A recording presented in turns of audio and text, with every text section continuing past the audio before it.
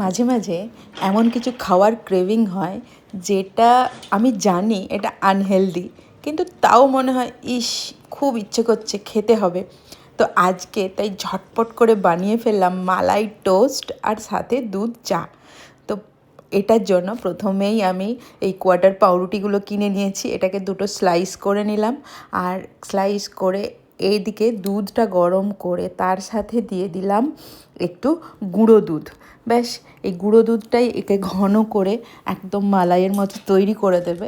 খুব ইজি পদ্ধতিতে কত তাড়াতাড়ি করা যাবে, কারণ আমার হাতে বেশি টাইম নেই দুধ ফুটিয়ে ঘন করার, তাই এইভাবেই করে নিয়েছি। কারণ খেতে এত ইচ্ছে করছিল, মনে হচ্ছিল এটাই আজকে ব্রেকফাস্ট করব।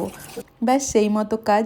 আর এদিকে রুটিটা সেঁকে নিলাম, পাউরুটি সেঁকে নিয়ে ওর ওপরে আচ্ছা করে মালাইটা ওপর থেকে লাগিয়ে দিলাম। ব্যাস, মালাই লাগিয়ে দিয়ে আচ্ছা এটাকে আরও আনহেলদি বানাতে হবে, ওপর থেকে ছড়িয়ে দিলাম কিন্তু বেশ খানিকটা চিনি। জানি সবাই দেখে ভাবে বাপরে এইসব খাচ্ছিস তুই, কিন্তু কিছু করার নেই, ক্রেভিংকে আগে জায়গা দিতে হবে, তারপর যা কিছু হবে হবে। একটাই জীবন, ক্রেভিংয়ের জায়গা সবার আগে। তো আগে ভালো করে চিনি দিয়ে এটাকে রেডি করে ফেললাম। ও অবশ্যই তার সাথে কিন্তু দুধ চা। তো আগে আদা দিয়ে জলটা ফুটিয়ে নিয়েছি, তারপর চা পাতা দিয়ে ফুটিয়ে নিলাম, তারপর দুধ অ্যাড করে দিলাম।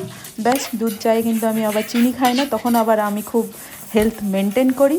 ব্যাস, হয়ে গেল আমার খাবার রেডি।